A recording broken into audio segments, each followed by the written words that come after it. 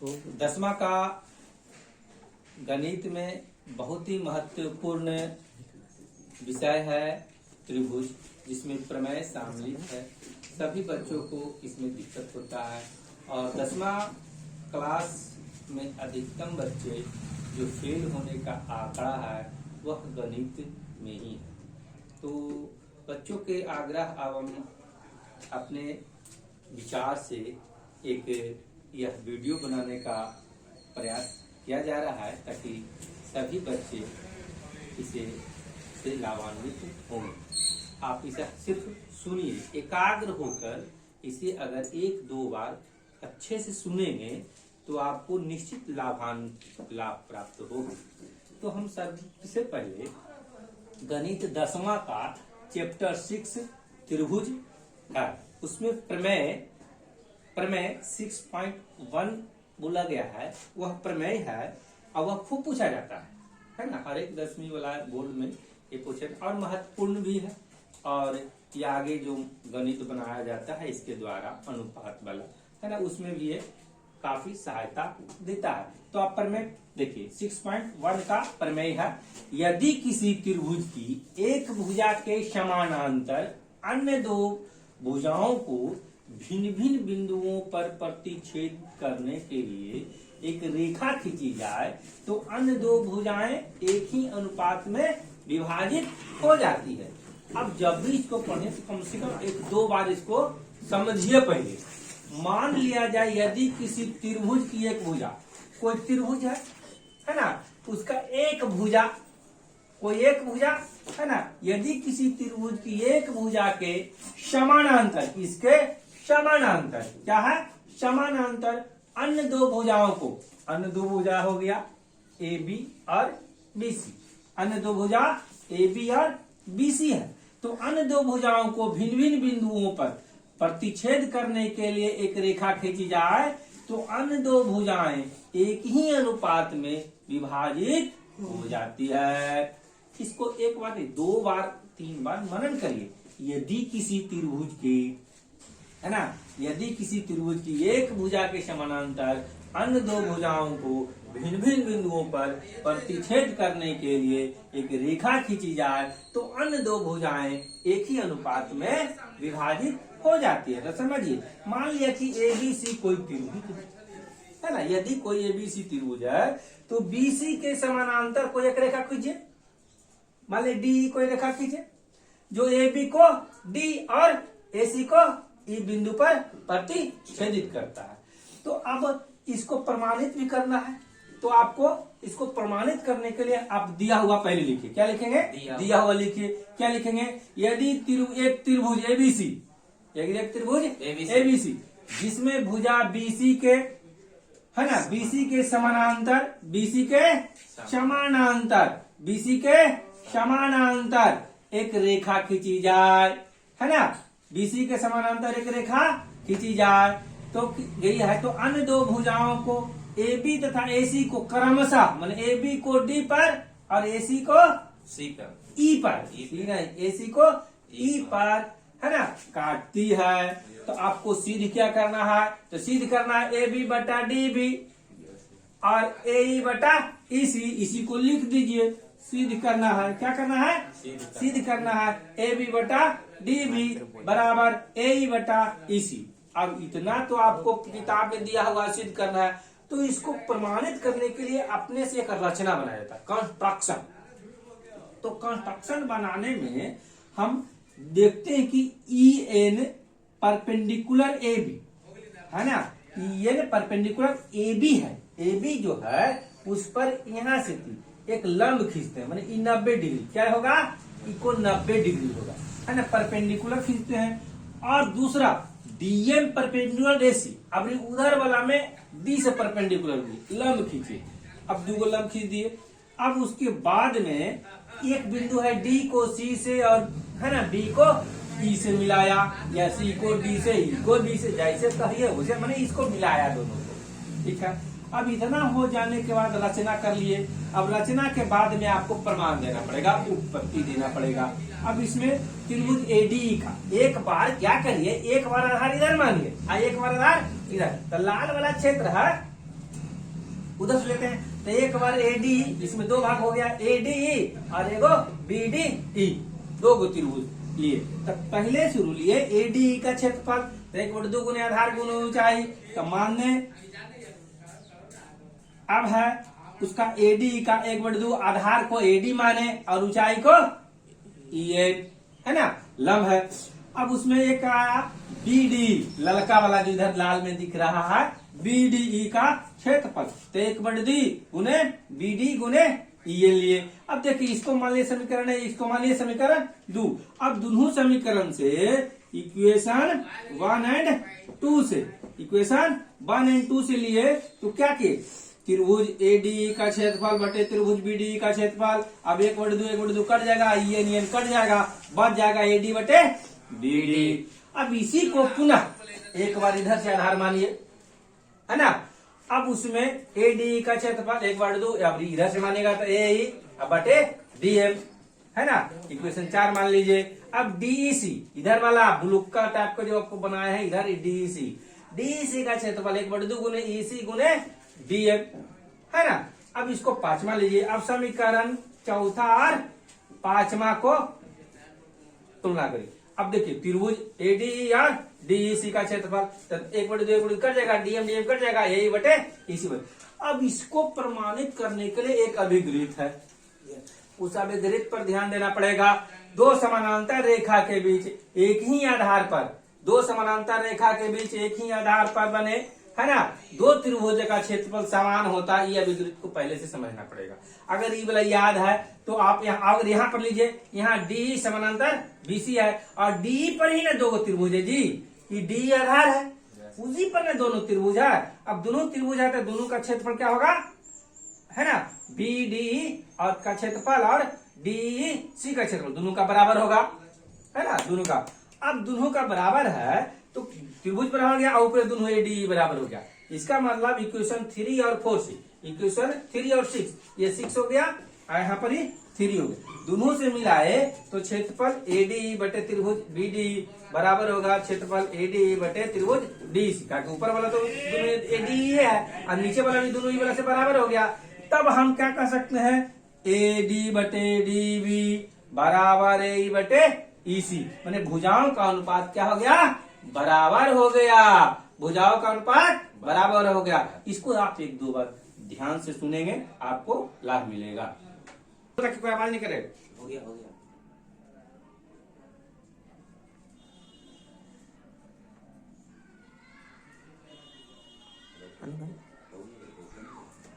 चुप। आप लोग जैसा कि 6.1 प्रमेय 6.1 का आपने अध्ययन किया, उसी तरह आपका प्रमेय है ना 6.2 प्रमेय 6.2।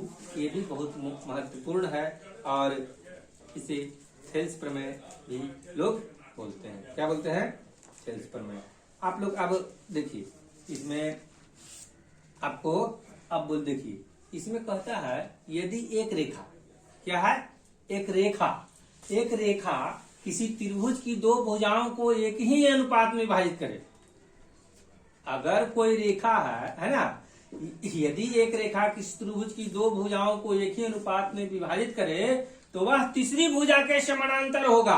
कहने का मतलब कोई त्रिभुज है एबीसी, उसमें कोई रेखा डी है, क्या है, डी है, तो वह हो गई तीसरी भुजा। दो भुजा को तो विभाजित करिए दिया, तो तीसरी भुजा को क्या होगा, वह समानांतर होगा। अगर दो भुजा ए बी और ए सी, दो भुजा कौन है, ए बी और ए सी को एक ही अनुपात में, माने ए डी बटे डी बी और ए ई बटे ई सी है, तो आपको डी समानांतर बी सी होगा। यही कह रहा है, यदि एक रेखा किसी त्रिभुज की दो भुजाओं को, यदि एक रेखा किसी त्रिभुज की दो भुजाओं को एक ही अनुपात में विभाजित करे तो वह तीसरी भुजा के समानांतर होती है। अब इसको प्रमाणित करने के लिए आपको सबसे पहले दिया हुआ लिखिए। क्या लिखे, दिया हुआ, क्या दिया हुआ है भाई, तो त्रिभुज है ना, त्रिभुज एबीसी की भुजा ए बी और ए सी को रेखा डी इस प्रकार प्रतिच्छेदित करे कि ए डी बटे डी बी बराबर ए बटे ई सी दिया हुआ। पहले से मैंने पहले का प्रमेय का ये कहिए कि उसका उल्टा उसमें समानांतर था तो अनुपात विभाजित करना था, इसमें अनुपात दिया हुआ और आपको प्रूफ करना क्या थी, सिद्ध करना है डी समानांतर बीसी। समझ रहे हैं ना। तो पहला प्रमेय का ये विलोम इसको आप बोल सकते। तो आप इतना लिख दिए, सिद्ध करना है डी समानांतर बीसी। अब ये कर दिए। अब देखिए रचना क्या आया, सिद्ध करना पहले लिखिए दिया हुआ है, क्या लिखिए दिया हुआ है, उसके बाद लिखिए सिद्ध करना है, उसके बाद रचना भी करना पड़ेगा। किसी भी प्रमेय को सिद्ध करने के लिए रचना डायरेक्ट नहीं सिद्ध होता है, तो क्या करिए उसमें रचना अपने मन से करिए सिद्धांत के अनुसार, है ना। तो आप उसको रचना करिए। क्या रचना कर दिए, तो बी तथा डीसी को मिलाया, ये जो देख रहे हैं बी और डीसी उसको मिलाया, तथा ईएन लंब डाला एबी पर, ईएन लंब डाला या ईएन परपेंडिकुलर एबी तथा डीएन परपेंडिकुलर एसी हुआ। अब है प्रमाण में आप दीजिए क्षेत्रफल, है ना, क्षेत्रफल त्रिभुज एडीई का, तो क्या होगा 1/2 गुने आधार गुने ऊंचाई, आधार हो गया एडी, ईएन हो गया ऊंचाई। उसी तरह त्रिभुज बीडीई का क्षेत्रफल 1/2 गुने आधार गुने ऊंचाई, आधार हो गया डीबी। इधर डीबी वाला निचला में आइए, एक तरफ इधर हुआ है ना, तो इधरे वाला लीजिए, तो डीबी ऊंचाई हो गया इसका ईएन, है ना, ईएन हो गया। अब इसको दोनों को डिवाइड कर दीजिए, भाग दे दीजिए, दोनों को भाग देने पर क्या होता है, भाग देने पर तो आपको क्षेत्रफल एडी का और क्षेत्रफल डीवी का, एडी बटी 1/2 1/2 कट जाएगा, ईएन कट जाएगा। तो ये आ गया इक्वेशन 3। अब पुनः इसी तरह आप चलिए उधर आधार लेकर के, अब क्षेत्रफल एडी का 1/2 गुने ए गुने डीएफ, अब क्षेत्रफल डीसी गुने 1/2 गुने ईसी गुने डीएफ। अब दोनों का फिर से भाग दे दीजिए इक्वेशन 4 को, तो क्षेत्रफल एडी बटे क्षेत्रफल डी ए बटे ईसी हो जाएगा। इस पर ध्यान दीजिए, एक बार आधार उधर रखना है, एक बार आधार इधर रखना। अब दिया हुआ है, हमको क्या दिया हुआ है, पहले से अनुपात दिया हुआ है बराबर, तो प्रमेय है ना। अब इक्वेशन 3 4 5 से क्षेत्रफल दोनों का बराबर हो गया, क्षेत्रफल का बराबर हो गया, क्षेत्रफल एडी बराबर क्षेत्रफल बीडी, दोनों का क्षेत्रफल बराबर हो गया। अब हम आपको क्या करते हैं कि ऊपर वाला बराबर है तो नीचे वाला भी बराबर हो गया, नीचे का क्षेत्रफल होगा ना जी बीडी, इसका एरिया दोनों का एरिया बराबर हो गया। अब दोनों का एरिया बराबर है तो हम अभिगृत जानते हैं, क्या जानते हैं, किंतु बीडी और डीसी एक ही आधार पर है, डी एक ही आधार है ना, और एक ही ओर है, एक ही आधार तथा एक ही ओर पर समानांतर, दो समानांतर रेखाओं के बीच है ना, मतलब एक ही आधार पर अगर क्षेत्रफल बराबर है तो क्या होगा, दोनों समानांतर रेखा होगा, क्या होगा, दोनों समानांतर रेखा होगा, इसलिए डी समानांतर बीसी होगा। यहाँ पर समझिए क्षेत्रफल बीडीई बराबर क्षेत्रफल डीसी, किंतु त्रिभुज बीडी तथा डीसी एक ही आधार पर डी तथा डी के एक ही ओर बना हुआ है, इसीलिए डी समानांतर बीसी होगा। इतना को आप बार बार जब रिवीजन करेंगे तो आपको लाभ मिलेगा। चुप न रहो, चलो उधर चले, ठीक, बोलिए 6 पॉइंट पॉज करो। आप लोग प्रमेय 6.3 10वां का एक बहुत ही महत्वपूर्ण प्रमेय है। इसमें समरूपता के बारे में कुछ बतलाया गया है। समरूपता मतलब आप आदमी लोग में, अगर आप लोग समझते होंगे किसी का नाक है ना, मुंह और कान, नाक मुंह कान अगर बराबर हो, या समझे नाक ठुड्डी और कान, नाक ठुड्डी और कान अगर कोई व्यक्ति का बराबर हो तो उसका उंगली, हाथ और पैर भी समान अनुपात में होगा। इसी तरह आप समझिए, अगर कोई व्यक्ति जुड़वा, क्या है, कोई व्यक्ति जुड़वा, तो जुड़वा के देखते हैं ना, नाक ठुड्डी और कान, है ना, ये तीन चीज उसका बराबर रहेगा। अगर तीनों चीज बराबर रहेगा तो क्या होगा, उसका जो हाथ, पैर और उंगली का जो अनुपात होगा वह बराबर होगा। ये बात को ध्यान में रखिए। अब जुड़वा वाला यहाँ पर ध्यान में रख करके हम लोग इस प्रमेय को समझेंगे। यदि दो त्रिभुजों में संगत कोण बराबर हो, संगत कोण जैसे कि नाक, कान और ठुड्डी, संगत कोण बराबर हो, यदि दो त्रिभुजों में संगत कोण बराबर हो तो उनकी संगत भुजाएं, उसकी संगत भुजाएं एक ही अनुपात में या समानुपाती होता है, एक ही अनुपात में आता है, और इसलिए दोनों त्रिभुज समरूप होते हैं। दोनों त्रिभुज क्या होते हैं, समरूप होते हैं। देखिए दोनों त्रिभुज क्या होगा, समरूप होगा। यदि दो त्रिभुजों में संगत कोण बराबर हो तो उनकी संगत भुजाओं एक ही अनुपात में होता है, और इसलिए ये दोनों त्रिभुज समरूप होते हैं। इसको करने के लिए दो त्रिभुज बना लिए, ABC और DE, दो गो त्रिभुज बना लिए। उसमें केस बनता है, 2-3 गो केस बनता है।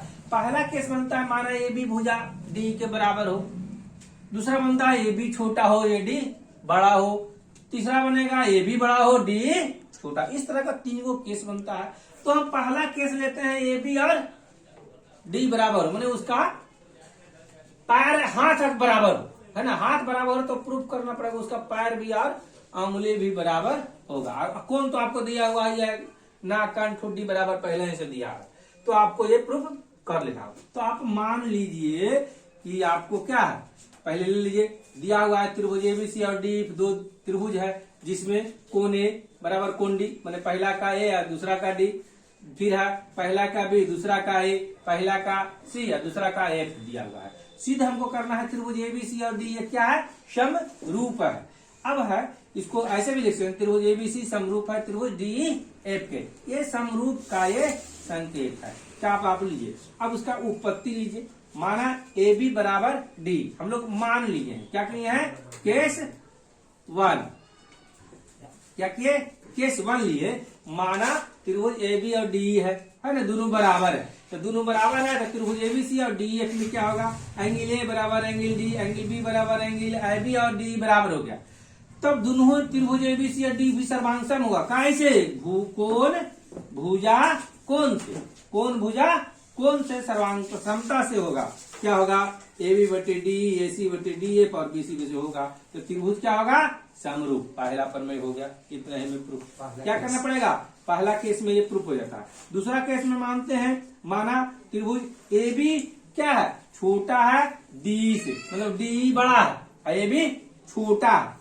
रचना इसमें लेना पड़ेगा, रचना लीजिए, मान लीजिए कि छोटा है तो इसके बराबर उस पर एगो उतना ही बड़ा हाथ काट लीजिए उसका, है ना, तो उतना काटे, AB बराबर D, AB बराबर है ना, इसको काट लिए, DP काट लिए। अब DQ बराबर AC के बराबर उसमें काट लिए, बड़का त्रिभुज में उतना ही भुजा में लगा लिए, और PQ जो मिला उसको मिला दिए, क्या मिलिए, ये PQ को मिला दीजिए।